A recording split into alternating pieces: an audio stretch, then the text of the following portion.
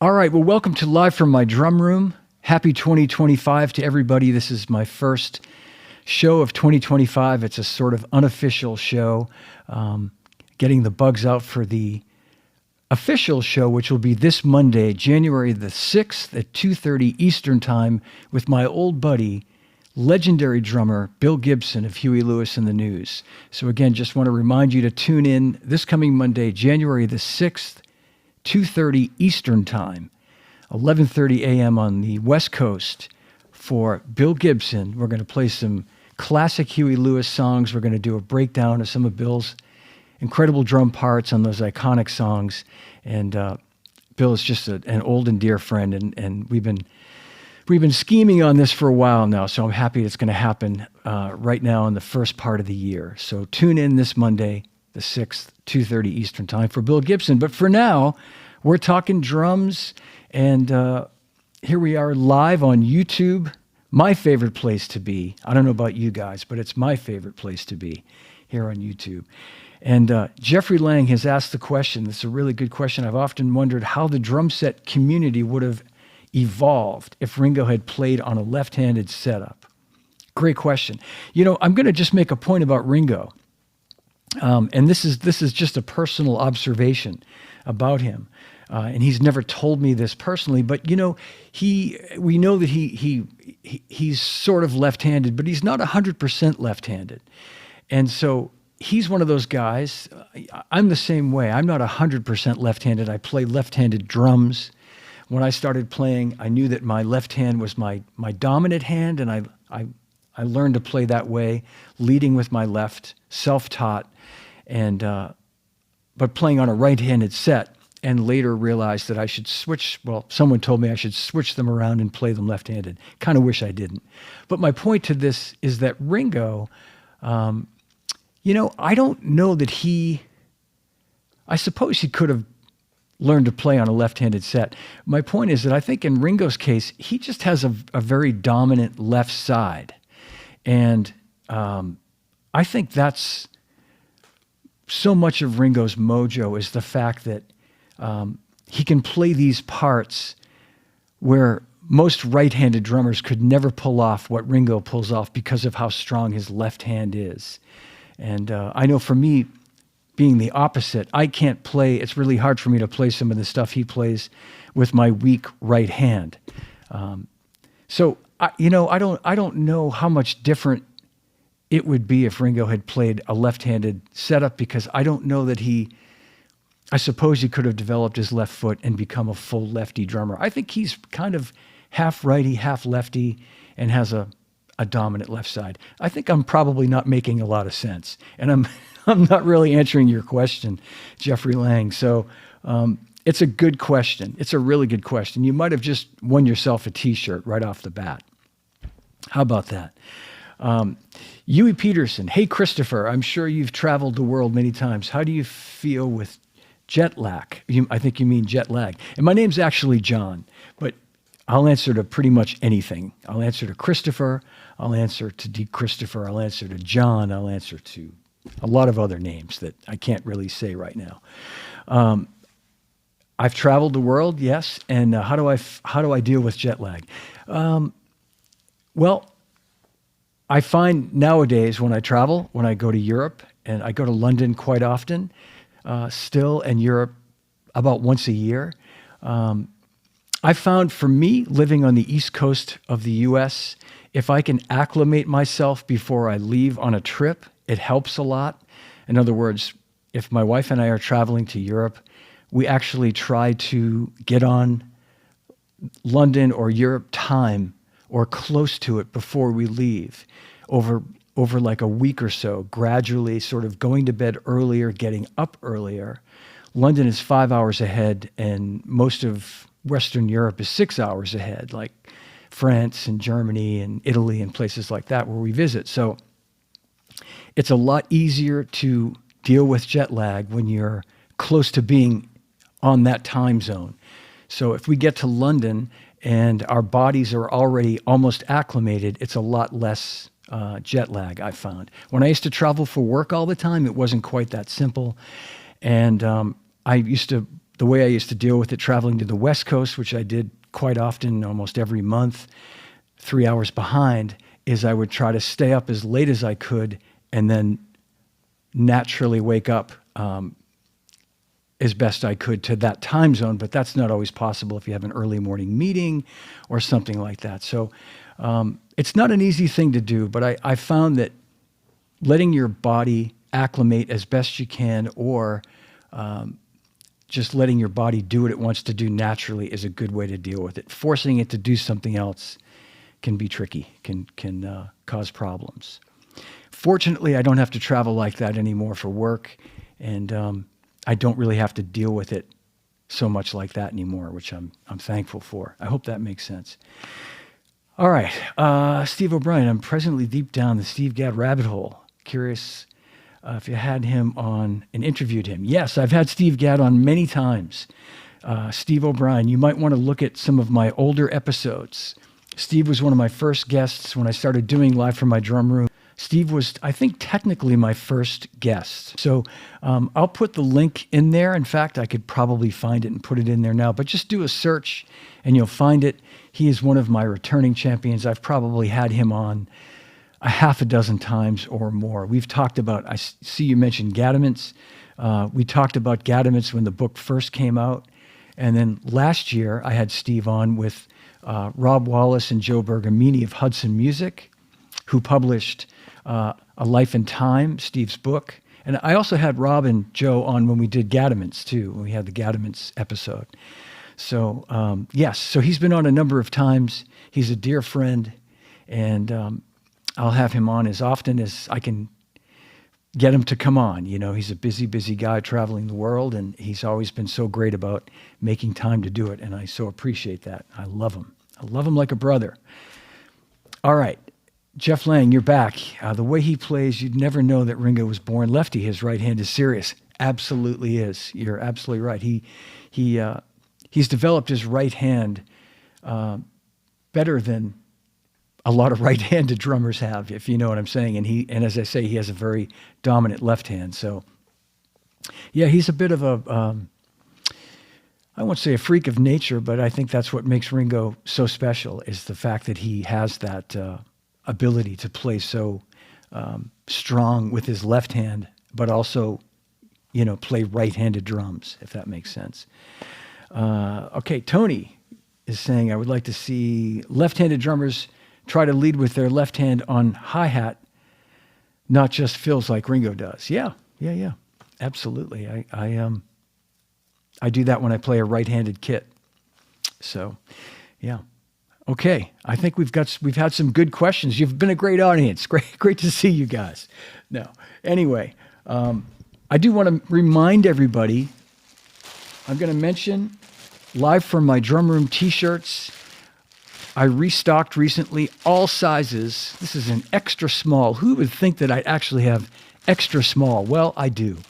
If you have a child, perhaps my grandkids wear extra small, or just a very small, petite person in your life, extra small. And then conversely, I've got double XL for big grandkids. If you have a few bigger grandkids, I've got double XL. So I mentioned that because people from time to time do ask if these shirts are still available, and the answer is yes. And you can have yours for $25. Now, this is if you live in the U.S. $25 at the moment includes shipping, $20 for the shirt, and I just go with a round number of $5 for shipping. And 100% of the proceeds for these shirts help to pay for a scholarship that I created with the Percussive Arts Society.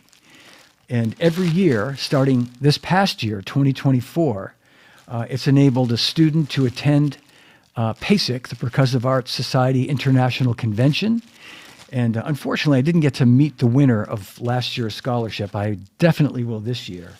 But the proceeds from selling these shirts all go to that scholarship. Every single penny helps send someone to PASIC every year. So if you've bought a shirt, I want to say thank you again. And if you're thinking about buying one, it's a great cause. I promise you, I won't see one penny of it. And coming soon, And, oh, okay, and I've got, sorry, here I am rambling on here. As you can see, I have the Venmo information. I'm going to leave that up here for a minute. You can pay using Venmo at John D. Christopher -2. Really important. Please include your size. I don't know your size. And please include your address because I don't know your address. That's very important. I've had a few people send me their payment, and it's great, and I thank you so much. And then I've had to chase them for their size and their address. That's the kind of guy I am. I could just take the money and that $25 and just spend it in Las Vegas, but no, sir. I want to send you a T-shirt. So please be sure to include your size and your address. Thank you. And I also want to mention that coming soon, because you asked, yes, indeed, hoodies. I'm excited about this. The same company that I use for my T-shirts. And I'm excited to tell you that, yes, hoodies will be coming in 2025. And that's the hoodie. That's the left side is the front with the zipper. And the right side is the back. So we'll have the logo on the back. It's similar to this hoodie that I'm wearing. My buddy Harry McCarthy's Drum Paradise Nashville hoodie that I love. I wear this all winter long. It's great. It's like a second skin to me. Really soft. It's the same material, super soft, comfortable, really great. And it's going to be black, just like that, with the white zipper, white strings. And yeah. Also want to give a shout out to Pro Drum. They celebrated last year their 65th anniversary, Pro Drum in Hollywood, California. And they came up with these really cool shirts. And it's kind of a theme on the Dodgers winning the World Series. It's got the Dodgers colors and the sort of Dodgers font. I'm not really a Dodgers fan, but I became one last year because my home team, the Red Sox, were so terrible. And the Dodgers are, they're a storied team. They're a legendary team. So anyway, supporting my buddies at Pro Drum Shop, Stan and Jerry. And this is the Pro Drum 65 anniversary T-shirt. You can buy this from them on their website. It's pretty cool. I think it says 65 on the back too. Let's see. You tell me. Right? I think it does. Yeah. All right. Yeah. Thank you guys. All right. So I think I saw a couple of more questions. Okay. Fort Drummer. I definitely want a Live from My Drum Room hoodie. Okay. Yes, you can have one. I'll be ordering them soon. I was going to take a moment and show you guys my Craviotto drum set that's behind me. And let's see if I can do this. This is just something I want to try. I don't know how good it's going to sound. I've been trying to record the sound of these drums like in a really good way, a good high quality way. And I think if I play them right now, they're not EQ'd really well, and they're not going to sound as great as they can sound, but it will give you an idea if anybody wants to hear what they sound like. Or at the very least, I can show you a close-up view of them. Let's see if this works. All right. Can you guys see those okay? All right. Thank you so much for your Jeff videos. Oh, that's great. Thank you so much. Natalie, is that your name? Natalie. Okay, thank you. Jeff, man, what can I say about Jeff Porcaro that I haven't already said and a million others haven't already said about Jeff? He was just so special, and you haven't seen the last of any videos that pay tribute to Jeff. I just realized that I put the camera on my drum so you're not seeing me, but that's probably a good thing. This is my Craviotto set. That's the matching snare that came with it. But my friends at Craviotto recently sent me a beautiful, absolutely beautiful Craviotto snare drum, a kind of a two of a kind, as so to speak. There are only two of these drums made. And it's made of cypress, and it's black matte with an abalone inlay, and I'm going to show it to you in 1 second. So this, I put one of Russ Miller's X clicks on this drum. If you don't know what that is, it's a great little device that Russ Miller came up with, and allows you to play the perfect cross stick every time. It's really pretty amazing if you haven't seen one of these. But this is this one-of-a-kind Craviotto snare drum. I should say two-of-a-kind. They made two of these, and Steve Gadd has the other one, which is just incredible. And I want to once again thank Steve Maxwell, Harry McCarthy, and Chad Cromwell for sending me this drum. They are brothers and family, and I love these guys, and I'm so excited about this drum and this drum set behind me. You know, I'm a Gretsch guy forever, and I absolutely love my Gretsch drums, but these drums are so special, these Craviottos. And Johnny Craviotto was a dear friend. I met him many, many years ago. I met him when I met Bill Gibson back in the 80s, you know, and Bill had a company, which we'll talk about on Monday, called Solid, where he made basically these Craviotto snare drums before it was Craviotto. And Johnny was his drum builder, Johnny Craviotto. So there's a history with Bill and Johnny Craviotto and all that stuff, which, again, we'll talk about that on Monday a bit. But anyway, I want to show you this drum because it's so special. It's made of cypress, black matte, abalone inlay. Sounds just gorgeous. Let's see if I can let you hear it. All right, I'm going to go over here for a minute. All right, I think you can hear me now. I'm going to get under the mics so you can hear it a little better. Although, like I say, I don't know how great it's going to sound because I need an engineer to come in here and actually make these microphones do what I know they can do, that I can't seem to get them to do. So hang on a second. Mute this mic. All right, I think you can still hear me. So here's this this cypress snare drum.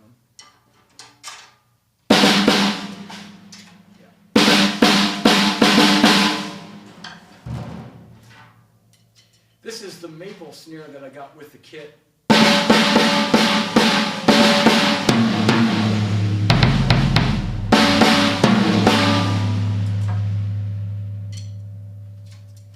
Let's try this.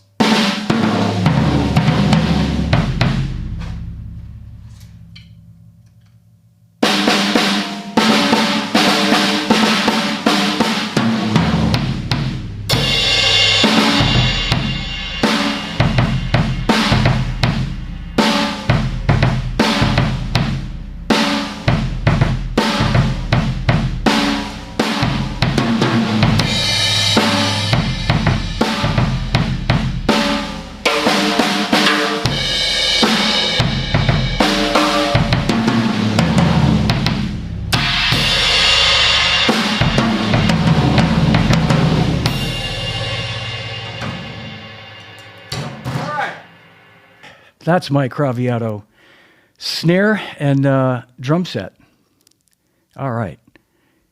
Dave Westner, yeah, the bass drum sounds great. And I want to just take a minute and tell you about what's going on with those drums. So those are maple Craviotto drums, solid shell, obviously. The sizes are a 14 by 22 inch bass drum, standard, traditional, old school sizes. 14 by 22 inch bass drum, not like a super deep, crazy bass drum. 16 by 16 floor tom, 9 by 13 tom-tom, mounted tom-tom, and a 5 by 14 maple snare. And as I said, this is a 5 by 14 cypress wood snare, and it's part of their reserve line. I should have mentioned that, from their reserve series. And as far as microphones, I have SM57s on the toms, Shure, of course, SM57s on the tom-toms. In the bass drum, I have a Beta 91 inside, and it's mounted, of course, to the Kelly SHU system inside the bass drum. When I'm wearing my Vic Firth isolated headphones that are sitting over there, the bass drum sounds ridiculous in my ears. I couldn't hear the drums in my little ear pods. I don't have them in here, so I don't really know what they sounded like. But the overhead mics are Shure condenser mics, great overheads, and yeah, I'm gonna work at getting a better sounding EQ drum sound. The drums on their own sound phenomenal, And this room's pretty challenging. It's not the greatest room, I have to tell you. It's really, it's a basement. There's a carpet on the floor, but it's not a room that's been set up in terms of sound. It's not ideal, and I have to think about that. And you sounded like my SM7B was picking up the kit. It probably was. I'm obviously a few feet away, but I think it probably did. I should have muted that, but I didn't. Next time. So that's the situation with those drums. And I could take you for a little short updated tour of my drum room if you'd like to see that, if anybody has a few more minutes. As I said, today I really just wanted to test the stream for Monday with Bill Gibson. I'm going to do it here on YouTube. And hey, Brian Keeling, nice to see you, Brian. Can you play that X click? Sure, I'd be glad to play the X click. That's a great idea. I should have done that. Okay, hang with me one sec. Okay, hopefully you can hear me. I think you can. I'm going to play this. I'm going to play this X click. I have one of these on this other drum as well, on the other Craviato snare. And this is this device that, it's kind of a foolproof, let me mute my vocal mic. I'll just say it's kind of a foolproof cross stick sound. Rim click, whatever people want to call it. I call it cross stick.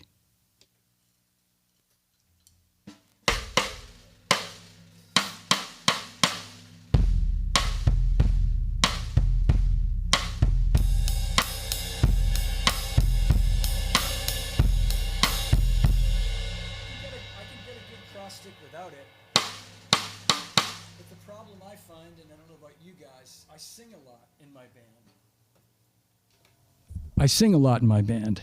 Not well, but I do sing a lot. And if I'm singing and concentrating and doing other things, it's sometimes hard for me to come back and find that sweet spot every time on the rim for a cross stick. And it's just a lot easier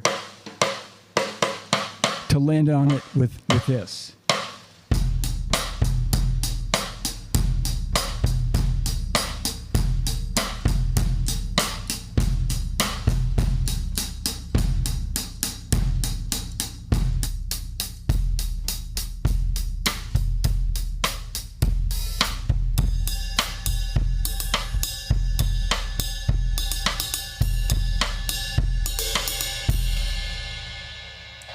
All right, that's that. How was that? You're welcome for sharing the microphone. I'm happy to share all that information about microphones. I'm certainly no expert, but what little I do know, I'm happy to share with everybody. I want to give a shout out to my friend Ryan Smith at Shure Microphones, and he's helped me a lot and given me great counsel and advice on the right mics to use. And I have a bunch of Shure Beta 52s and several of my other bass drums from all the various kits that I have. And I was really sort of on that microphone. That was my go-to favorite microphone. And when I got the Craviato drums, Ryan, I think, suggested, or maybe someone had suggested trying a 91, which was always sort of in the ether for me to, knowing that it was a good microphone. It might have actually been Jeff Kelly from Kelly SHU, who's another great friend and has given me some great advice on miking. And in any case, I tried one and I sort of flipped out, and now I think I'm going to slowly transition into putting more of those in my bass drums. As great as the 52 is, though, it's still a great microphone. Fantastic. I have it in the Camco behind me, and actually I have a 91 in my Gretsch, the Gretsch Chrome kit over there in the corner. I just recently used that on a gig, and I did put a 91 in that one. So, yeah. All right. Yeah, it's a great cross stick sound, isn't it? It really is. It really sounds good. Solid, consistent. I like it. I like it. All right.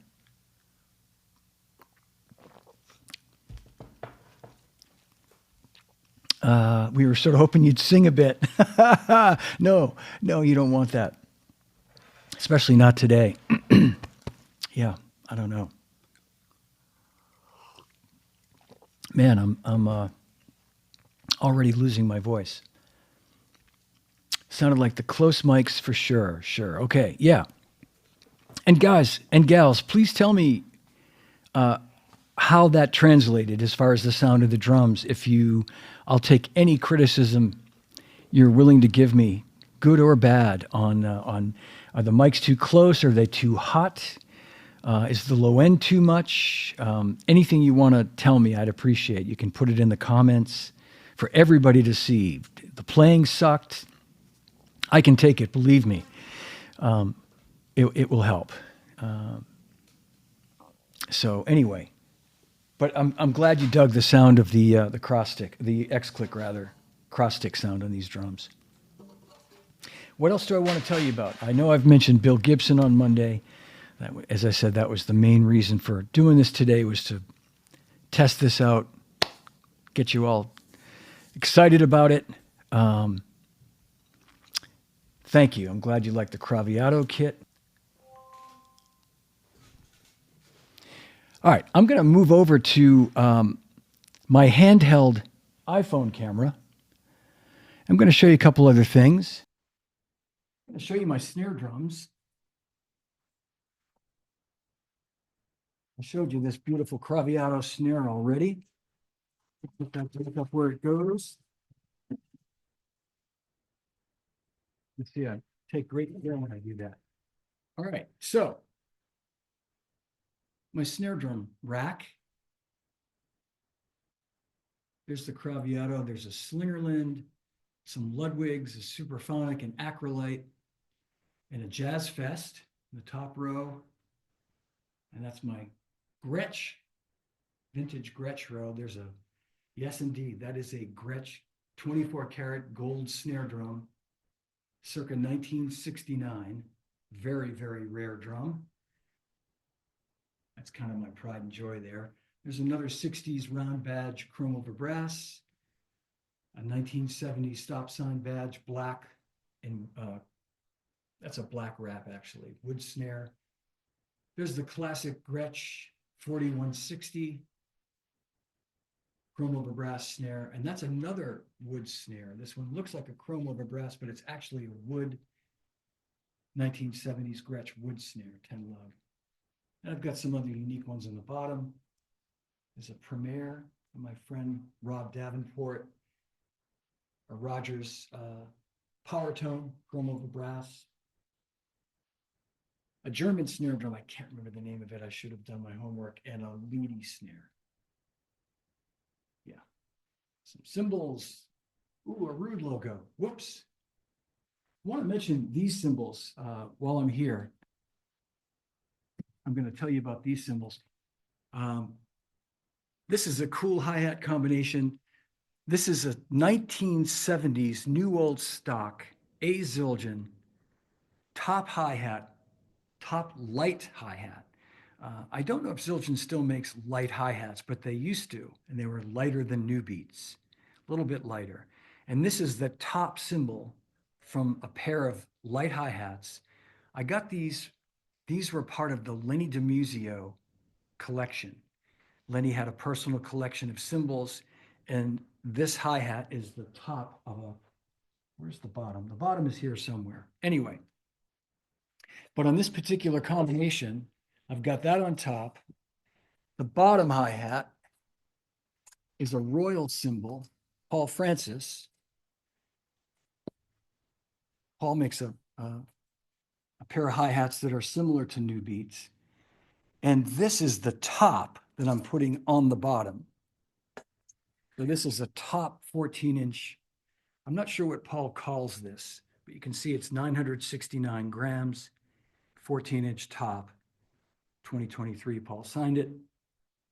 And that's my bottom hi-hat cymbal. Been using this combination since, I think, the late summer, fall, and it's just incredible. Just beautiful. Love these. This crash is an 18-inch A Zildjian medium thin. It's about 10 years old. I bought this at my friend Nate Morrison had a drum shop up in Beverly, Mass called Drum Shop North Shore. and I was looking for an 18-inch medium thin crash to go with a 16 that I had at the time, and I wanted something with a little bit of beef to it, something that was pretty, had a good solid crash. And it turned out to be, I used it for a while, but it turned out to be just a little heavier than I wanted it. I'd try it from time to time, and if we were playing a big place, I'd sometimes use it. Like outdoor gigs, I tended to use it because it's just obviously a heavier cymbal, and it would cut more. It wasn't a heavy crash, but it was just heavier than what I was used to. I like thin crashes. Anyway, to make a long story short, I brought this cymbal to Paul Francis, and I had him lathe it on top. So basically the top logo is gone now and all the printing, but it's a fairly new cymbal, less than 10 years, 18-inch, and it's now between a thin and a medium thin. It's not quite thin, but it's not medium thin anymore. It's right in the middle. This is a 20-inch Royal cymbal that Paul Francis made for me to replicate a sort of vintage A Zildjian medium ride.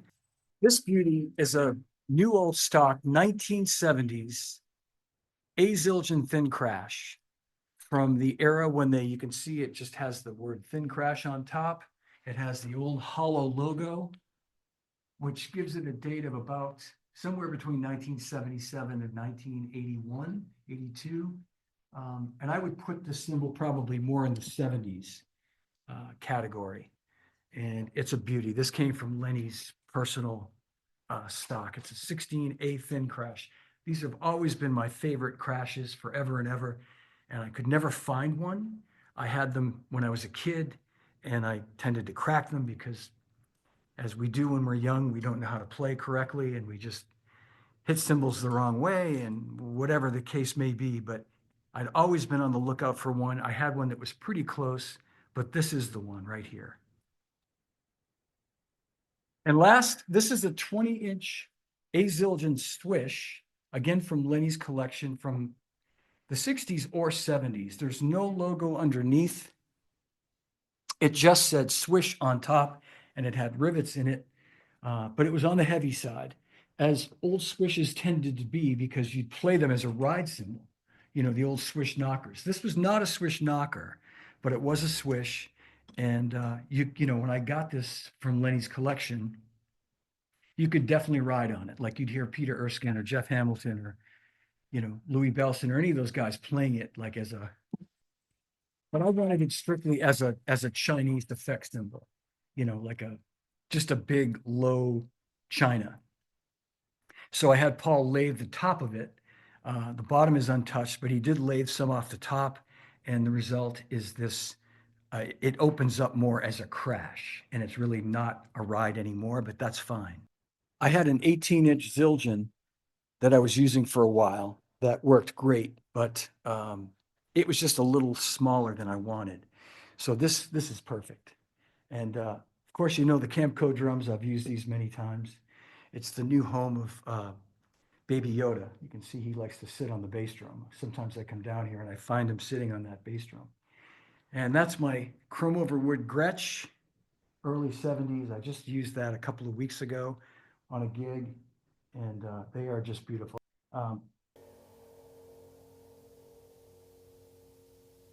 Okay.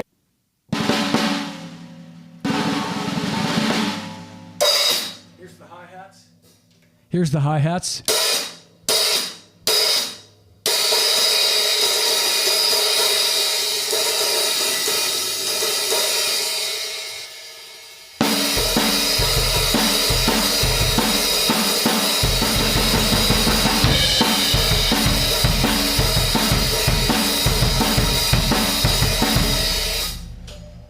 All right, let's see who recognizes that song. Here's the 18-inch crash. We'll call it a thinnish crash. Here we go.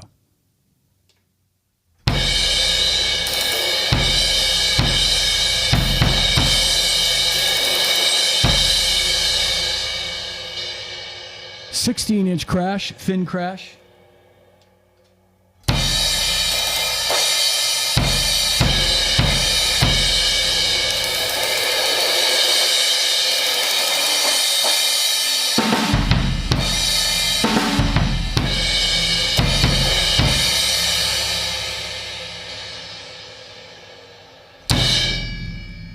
Here's the 20-inch ride.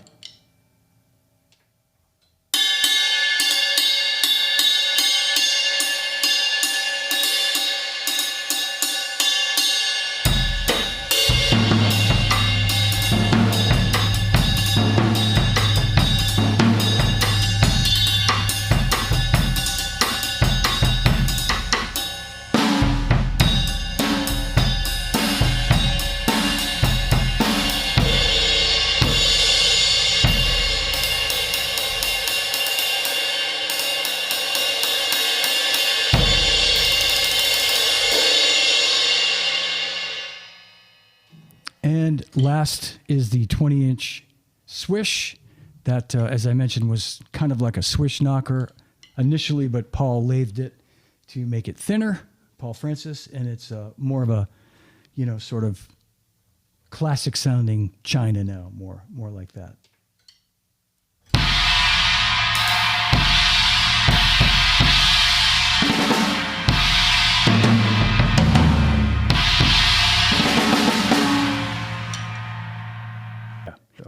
Fixed it.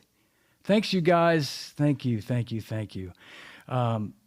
I put this up, I will edit out all that nonsense. So I appreciate you giving me the feedback. And any questions you guys want to ask or talk about before we sign off here? I didn't really intend to go too long today, so how'd the drums sound? And the cymbals, you could hear them okay? Could you really sort of hear the nuance of the crashes and that sort of thing, or was it just a big, loud frequency? Just curious on how that translated. Excellent. Okay, they sounded good. Great. They sound really good here, and I wondered like how they sound where you guys are. So yeah, they really do blend well, Tony. You're right. They really do. When does a swish become a pang or whatever? Basically, a swish cymbal always has an upturned edge, as what you picture a swish or a Chinese cymbal having. Pang cymbals have a flat profile. They're considered part of the effects, like a Chinese effects type cymbal. But a pang cymbal is usually heavier, and if you actually ever see a real pang, they have more of a flattened edge, and it's one of those things where people for a long time would call any cymbal that was a Chinese sounding cymbal a pang, because it kind of, like a swish has sort of a pang sound. So you'd hear that name used just universally for anything like that. Like when I worked in a music store, people would come in and say, I want to check out your pang cymbals. And I'd say, do you want to check out a pang, or do you want to check out a swish or a China type or something? And you had to sort of educate people and have them, and you'd realize 99% of the time they didn't want a pang because that's a heavy cymbal and it doesn't really have that traditional sound. It just kind of goes gong. They wanted a swish or a China. So anyway, but that's the difference basically, is that the edge is flatter on a pang than a swish. And then when you get into swish knockers, they're heavier by nature, and they're designed to be ride cymbals and crashes, but more like a ride. That cymbal, I wanted it to sound like, if you can hear, like not as fast as Charlie Watts's China, which is an 18. That's an 18 UFIP, and it's really thin, and it really goes fast. And that's a great sound. But I wanted something more like, if you listen to the way Stan Lynch plays a China cymbal and some of the old Tom Petty songs, it's more of a long, sustaining, bigger sound crash. It's a Chinese, sound, but it's a bigger, more sustaining sound. And that was what I wanted with that cymbal. So I hope that makes sense. Old Zildjian swishes were great. You had to look for them, but if you found the right one, they were really special. I had this 18. I still have an 18. This is a great, I bought this from Drum Center Portsmouth, Shane Kinney's drum shop up in Portsmouth, New Hampshire, about 5 years ago. And I just bought it in his used bin, and he gave me a great deal, and it was exactly what I was looking for. And it's more like Charlie's UFIP. It's very fast. Not quite as fast, not as thin as the UFIP, but it's pretty fast. And I'd been looking for something since then that was just a little bigger and lower pitched and had more sustain, and I found it. So, yeah. I have a really old Swish from the 70s. This guy's pretty nice. This is an old Swish. Has a couple of rivets in it, 3 rivets. Yeah. 20-inch Zildjian Sizzle from the 60s. How can I determine its actual vintage? You know, Jeffrey, I'm not great with the stamps, but there are people that are, that can tell by looking at the stamp what year it was. But you'd think a guy that worked for the company for 24 years would know, but I don't. So I apologize that I can't tell you, but if you can take a picture of that cymbal and take a picture of the stamp, and if you're on Facebook, there's a bunch of groups of people that are very knowledgeable. And if you post that picture on one of those Zildjian vintage, cymbal groups and ask if anybody can tell you the approximate age, I'll bet you they can. If you want to email me a photo of it, I can probably find out for you as well. And you can email me at livefrommydrumroom@gmail.com. And that's, I'm going to give that email out to everybody, but you're welcome to send me a picture of that, and I'll see what I can find out for you through some of the sources I have. And again, it's livefrommydrumroom@gmail.com. And yeah, okay. What else? Did I miss any questions before we sign off here? I thank you guys for your patience, as I've wasted a lot of time trying to get those sounds to work, but that's okay. Okay, so a quick recap. T-shirts available now, all sizes, extra small to double XL. I gave you my Venmo information. 100% of the proceeds go toward a great scholarship with the Percussive Arts Society. And hoodies coming this year. I'm going to place the order soon, and going to do my best to figure out the right mix, because invariably, you order too many of one thing and not enough of another, and it can be a costly mistake that I don't want to make. All right, what else? Any other questions before we sign off? I want to thank you guys for tuning in. Wish everybody a happy new year. Thank you for watching my show. Thank you for supporting me. I love getting the comments that I get on the YouTube channel and through Facebook and through email. I appreciate all the positive comments everybody passes along, and even the not so positive ones, they're okay too. And a reminder that this Monday, which is the 6th of January, 2:30, kind of an odd time, I know, but 2:30 Eastern Time, 11:30 a.m. Pacific Time, Bill Gibson, Huey Lewis in the News, will be my guest. Very excited about that. My old pal Bill. Speaking of Bill, yeah, great drummer, great guy. One of my favorites, he really is. I've been a fan of his for many, many years, and I'm excited that he's going to jump on here with me for a little while and talk drums and talk Huey Lewis and all that fun stuff. So I did see a question. Let's see. What board are you using to monitor your Crevy? Okay, Douglas McKenzie is asking what board I'm using. That board is a Zoom, the company Zoom, not the people that do the Zoom, not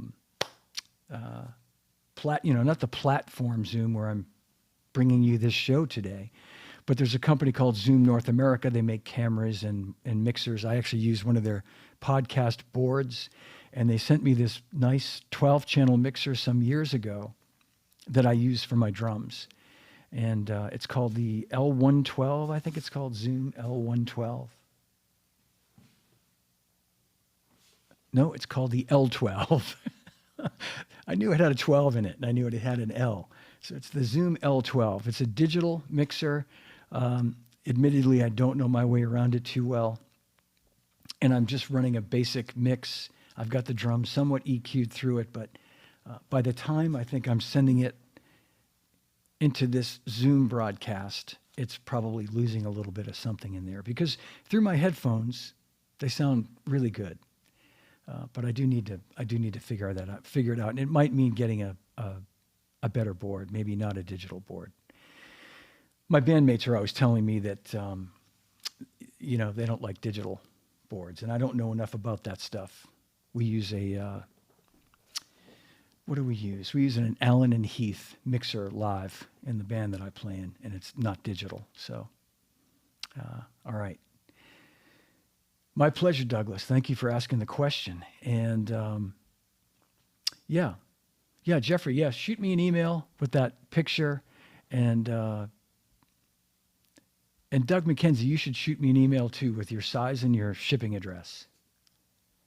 And so tune in, everybody. Please remember to tune in this coming Monday, 2:30 Eastern Time, 11:30 a.m. Pacific Time, for the great Bill Gibson.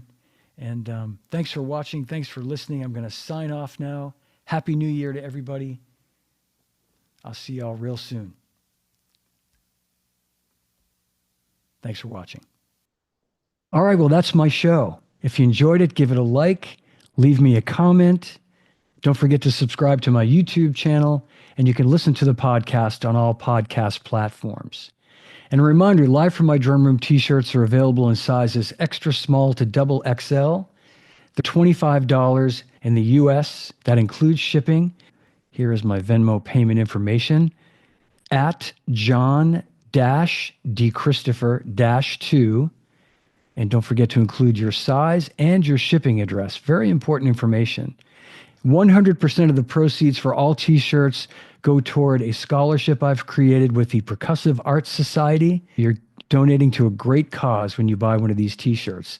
So once again, thanks for watching. Thanks for listening. Remember, no drummers are harmed on any episode. And drummers, when in doubt, leave it out. See you soon.